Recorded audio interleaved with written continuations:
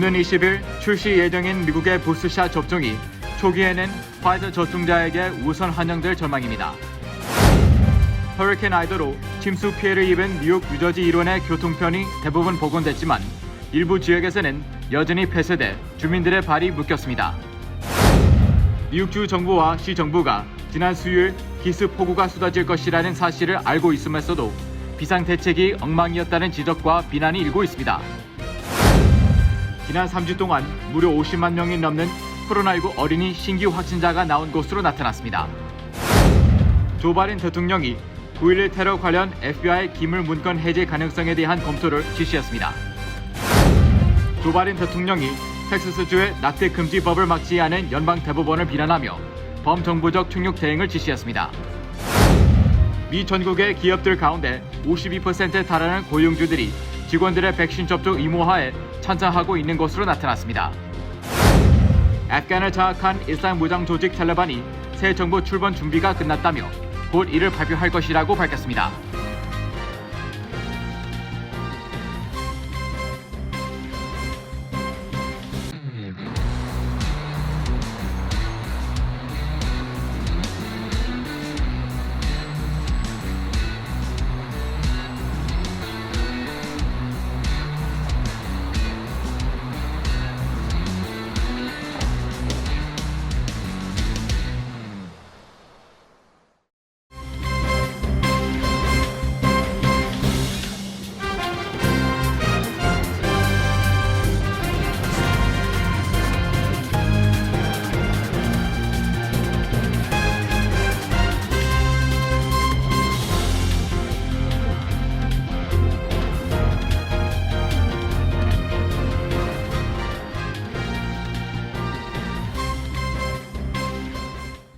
여러분 안녕하십니까? KBTV 뉴스9 이창원입니다. 이달 말 일반인을 대상으로 실시되는 부스샷 접종 계획이 화이자 백신으로만 한정해 진행될 전망입니다. 제약사 모더나가 제출한 부스샷 관련 자료가 불충분하다고 판명됐기 때문인데요. 이로 인해 모더나의 부스샷 접종은 제약사 화이자 바이오엔텍의 부스샷에 비해 몇 주 더 늦을 것으로 보입니다. 첫 번째 소식 김은지 기자가 전해드립니다.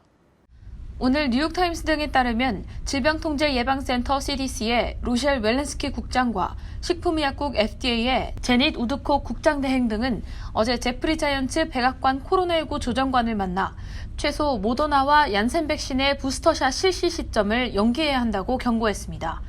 또 초기 부스터샷 접종을 화이자 접종자로 우선 한정해야 한다고 권고했습니다.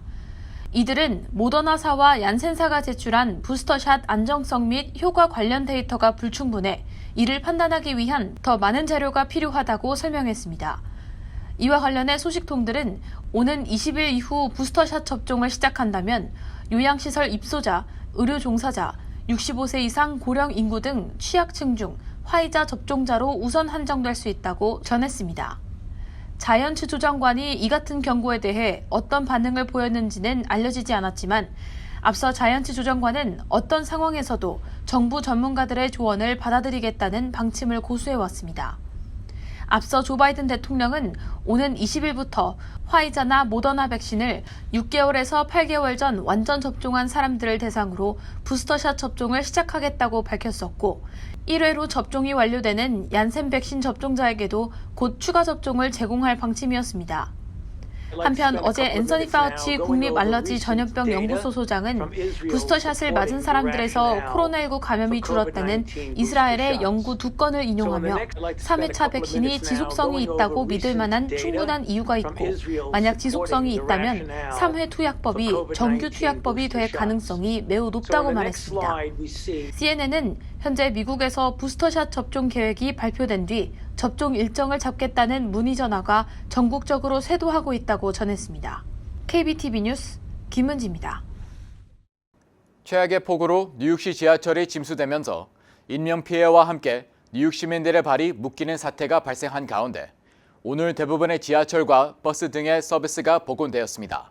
사태가 심각한 일부 지역에서는 서비스 재개에 여전히 어려움을 겪고 있습니다. 5시간에 걸친 기록적인 폭우로 뉴욕시 지하철 46곳에서 침수 피해가 발생해 15대에서 20대의 지하철에서 밤새 구조 작업이 펼쳐져 오늘 많은 서비스가 복구됐습니다. 교통당국은 지하철 이용객은 mta.info에서 정보를 확인할 것을 당부했습니다. 지하철은 462FN 노선이 부분적으로 중단되고 12357 ADMGJ LQ가 지연되는 등 여전히 복귀에 어려움을 겪고 있습니다. 당국에 따르면 침수된 도로에서 차량을 치우고 모든 주요 고속도로를 재개했지만 웨체스터 카운티 지역의 일부 도로는 여전히 폐쇄돼 있습니다. 메트로놀스의 허드슨 라인은 선로가 10피트 정도의 진흙 더미에 묻혀 있는 상황으로 서비스가 언제 재개될지 불투명합니다. 롱아일랜드 레일로드는 모든 지점에서 일반 평일 서비스를 운영했으며 노동절 연휴 주말에 일찍 출발하는 여행자를 위해 펜스테이션에서 오후 열차 5변을 추가로 운행했습니다. 한편 뉴저지 교통 관계자도 폭풍이 대중교통 시스템 전체와 도로에 심각한 영향을 미친 가운데 뉴저지 트랜짓은 라리틴 밸리와 패세이크 밸리 노선에서 중단된 상태로 유지되고 다른 모든 철도와 버스, 경전철 서비스는 오늘 정규 평일 일정으로 재개됐다고 밝혔습니다. 뉴욕주와 뉴욕시 관리들은 지난 수요일 밤 기습폭우가 쏟아질 것이라는 사실을 알고 있었지만 비상대책은 엉망이어서 뉴욕시를 죽음과 파괴로부터 구할 수 없었다는 비난 여론이 고조되고 있습니다.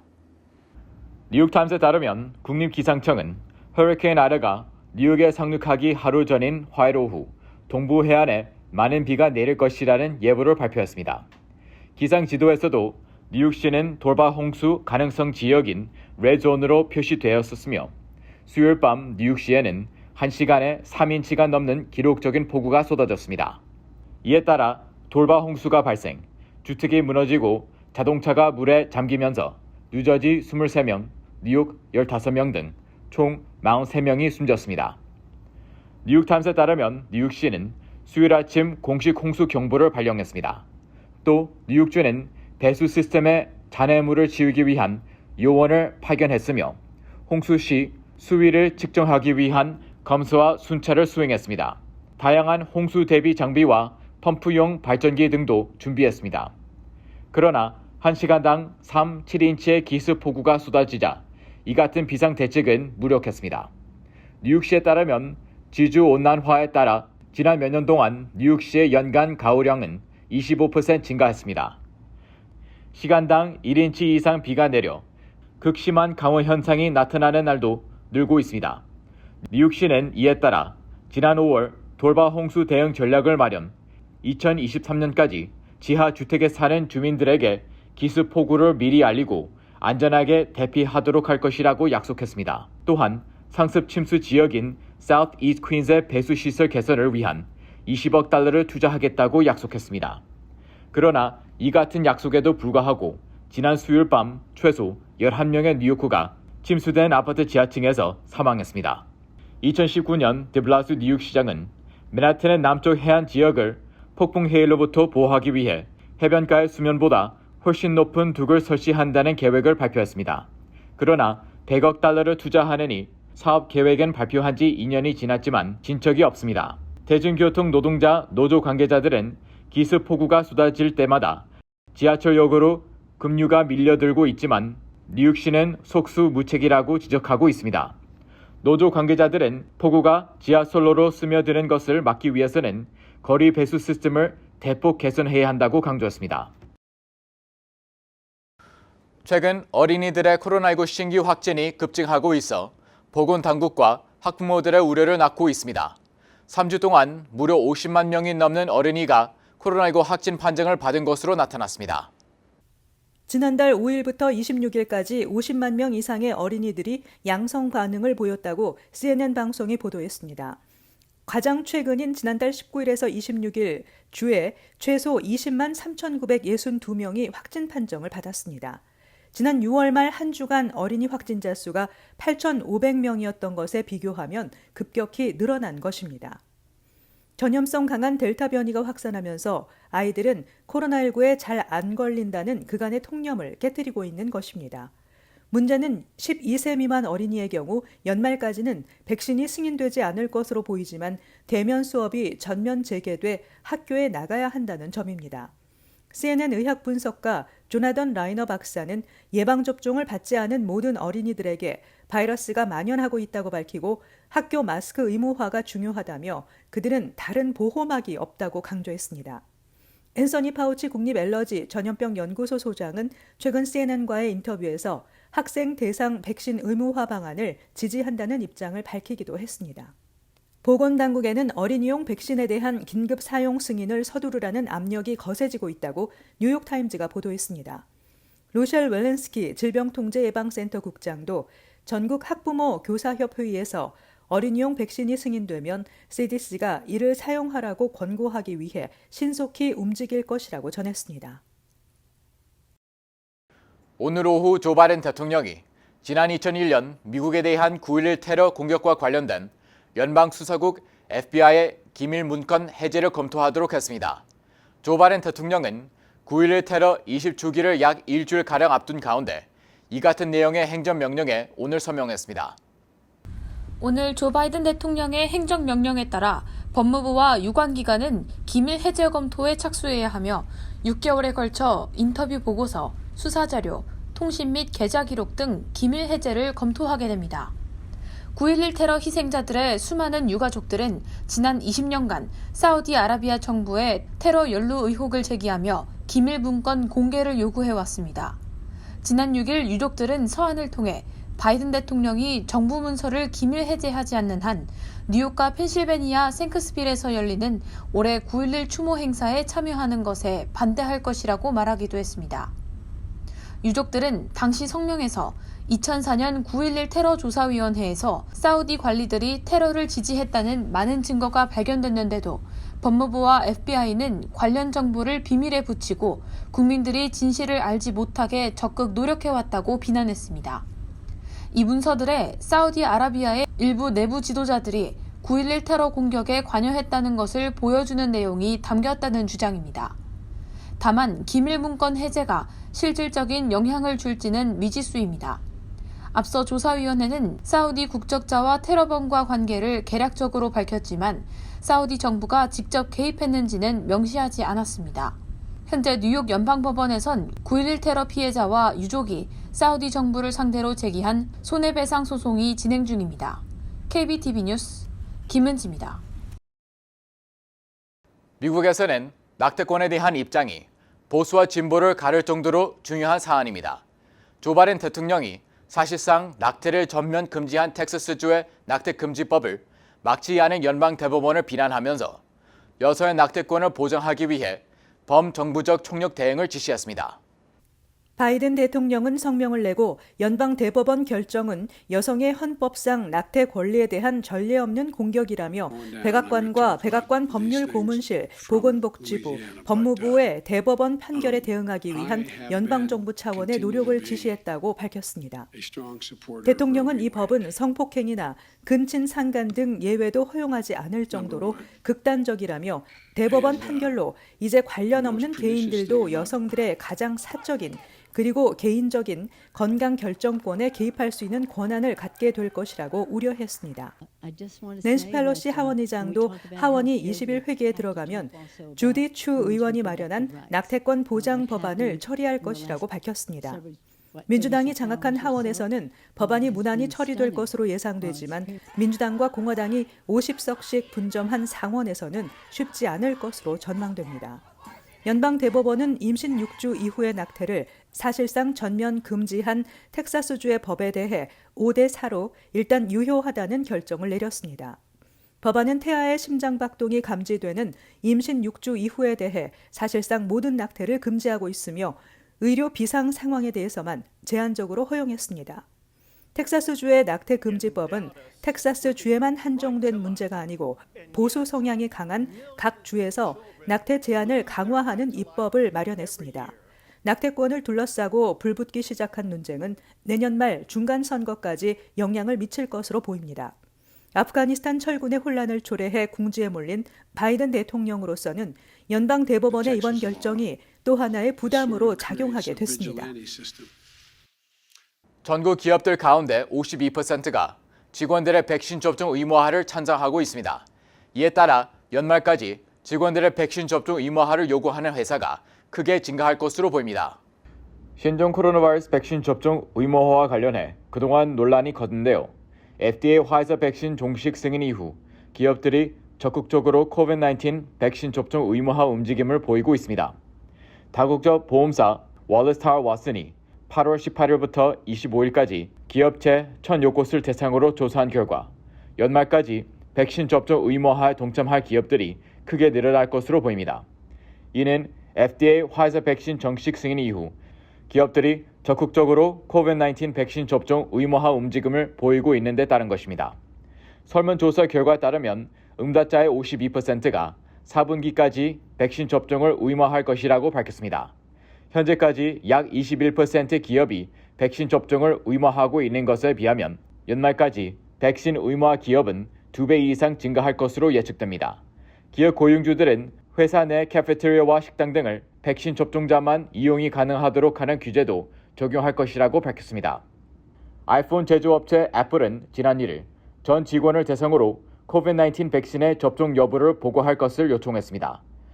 애플사는 직원들의 근무 상태가 재택이든 사무실로 출근이든 상관없이 9월 17일까지 백신 접종 여부를 신고할 것을 주문했습니다. 마이크로소프트 등 실리콘밸리에 위치한 빅테크 기업들뿐 아니라 엠트랙, 모더나, 뱅크 오브 아메리카, 포드, 골드맨삭스, 맥도날드, 월마트, 델타 항공 역시 직원들의 재택근무 여부와 상관없이 전 임직원을 대상으로 백신 접종 의무화를 발표한 바 있습니다. 신규 채용 인력에 대해서도 백신 의무화를 요구하는 기업도 늘어나고 있습니다. 하지만 델타 변이 바이러스 급증으로 인해 올해 안으로 계획했던 사무실 복귀 계획은 늦춰지고 있습니다. 애플은 최근 올해 10월로 예정했던 직원들의 사무실 복귀 시점을 내년 1월로 연기했습니다. 애마존, 페이스북 역시 사무실 복귀 시점을 내년 1월로, 리프트는 내년 2월 2일로 연기한 바 있습니다. 아프가니스탄을 장악한 이슬람 무장 조직 탈레반이 새 정부 출범 계획을 확정하고 곧 이를 발표할 예정입니다. 탈레반은 카불의 대통령 궁에서 기념식 준비가 진행되고 있다고 밝혔습니다. 미국이 철군을 완료한 지 나흘 만인데요.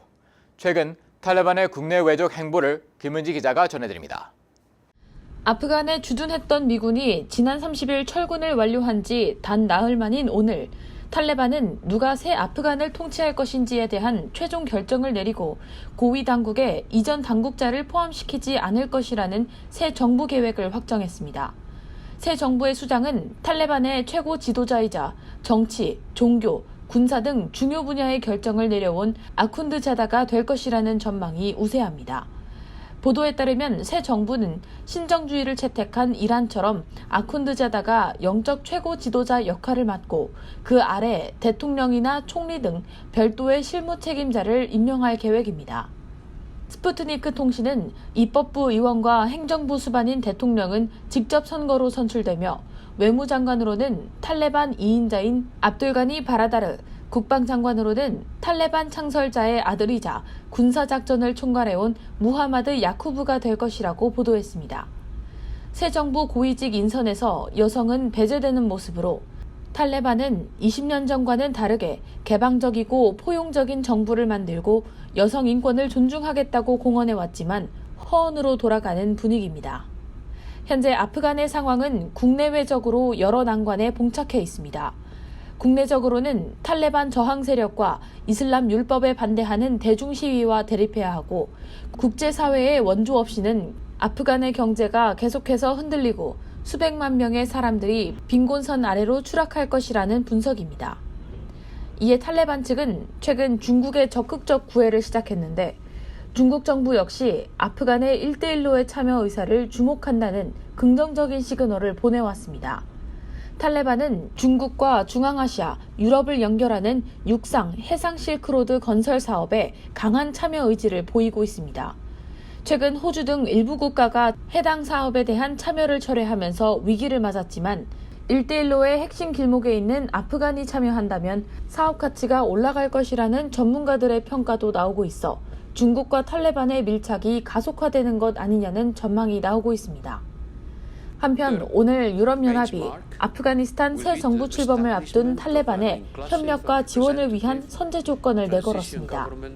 오늘 조셉 보렐 유럽연합 외교안보정책 고위 대표는 아프간이 테러 수출 거점이 되지 않도록 할 것, 자유로운 인도주의 지원 물품 조달 보장, 인권, 법치, 언론의 자유 준수 등을 내걸며 탈레반이 조건을 이행할 경우 협력할 의사가 있다고 밝혔습니다.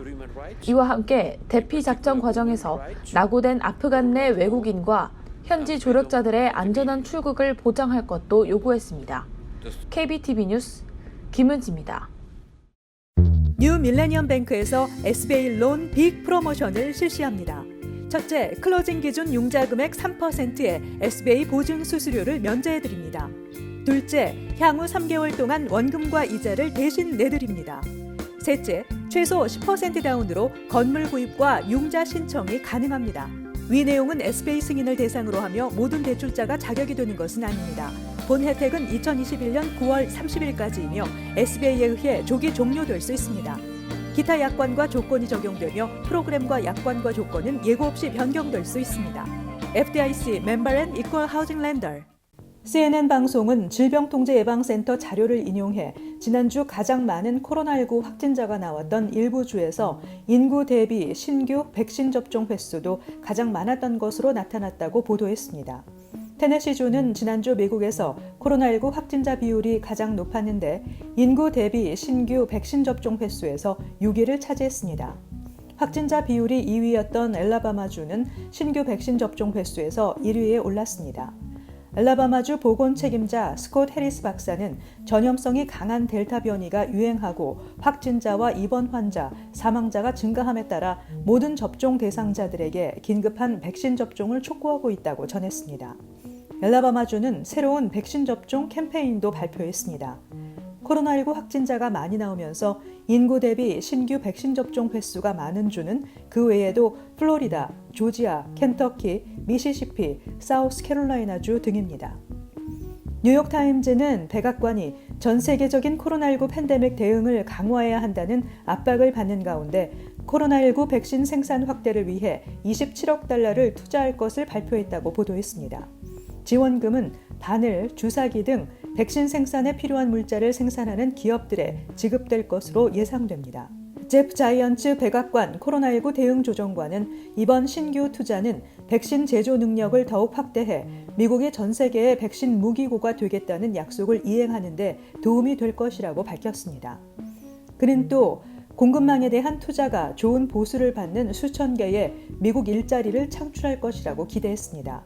일각에서는 바이든 행정부가 미국뿐 아니라 전 세계에서 백신 제조를 강화하도록 요구하고 있습니다. 또 이들은 주요 백신 제조사들이 기술 노하우를 다른 업체들과 공유하도록 압박하길 원하고 있지만 이번 발표에서 다뤄지지 않았다고 뉴욕타임즈는 전했습니다.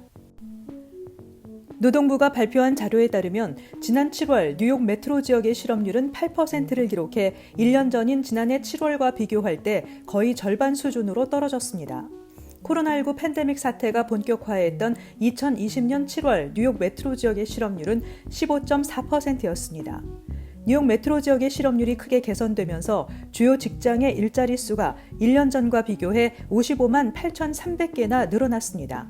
가장 많이 늘어난 직종은 레저와 유흥 직종으로 20만 8천 개가 새로 생겼고 이어 교육, 의료 서비스 직종이 12만 5,700개, 전문직 기업 서비스 직종이 8만 1,700개로 뒤를 이었습니다. 그러나 뉴욕 메트로 지역이 1년 전에 비해 고용시장이 크게 좋아졌지만 주요 도시 메트로 지역에 비해서는 아직까지 부진한 것으로 나타났습니다. 전국 주요 메트로 지역 중 가장 고용이 빠르게 늘고 있는 것은 솔트레이트 시티와 오클라호마 시티 메트로 지역으로 지난 7월 실업률이 각각 2.8%와 2.9%를 기록했습니다. 또 샌프란시스코와 보스턴 메트로 지역도 각각 5.8%와 5.3%를 기록해 뉴욕보다 상황이 나은 것으로 조사됐습니다. 미국에서 코로나19에 대한 면역을 가진 인구가 80%가 넘는다는 연구 결과가 나왔습니다. 질병통제예방센터가 이끈 연구팀이 헌혈된 혈액 약 140만 개 샘플을 조사한 결과 코로나19 백신이 나오기 전인 지난해 7월 코로나 바이러스에 대한 항체를 가진 혈액 샘플은 3.5%에 그쳤습니다. 그러나 지난해 12월에는 11.5%로 상승했고 백신 접종이 많이 이루어진 올해 5월에는 83.3%까지 올라갔습니다. 이들의 대부분은 백신 접종을 통한 면역이었습니다. 이는 공식 집계된 백신 접종률을 크게 웃도는 것입니다.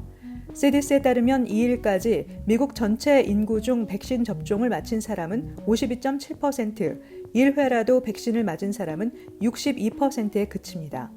또 혈액 조사 결과 지난해 7월에는 실제 코로나19 감염자 3명 중 1명만이 집계가 이루어지고 있는 것으로 추정됐지만 올해 7월에는 이 비율이 2명 중 1명꼴로 낮아졌습니다.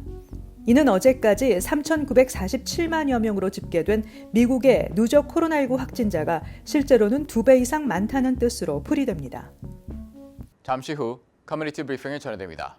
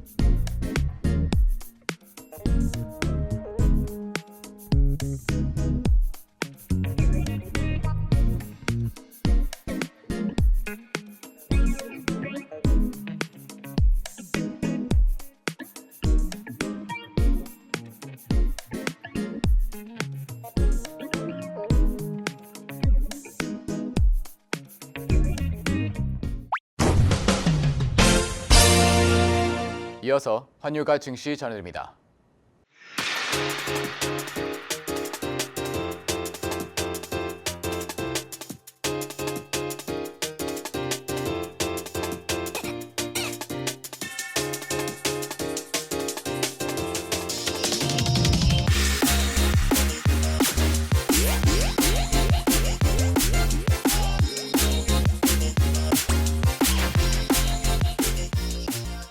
잠시 후 뉴욕과 뉴저지 날씨 전해드립니다.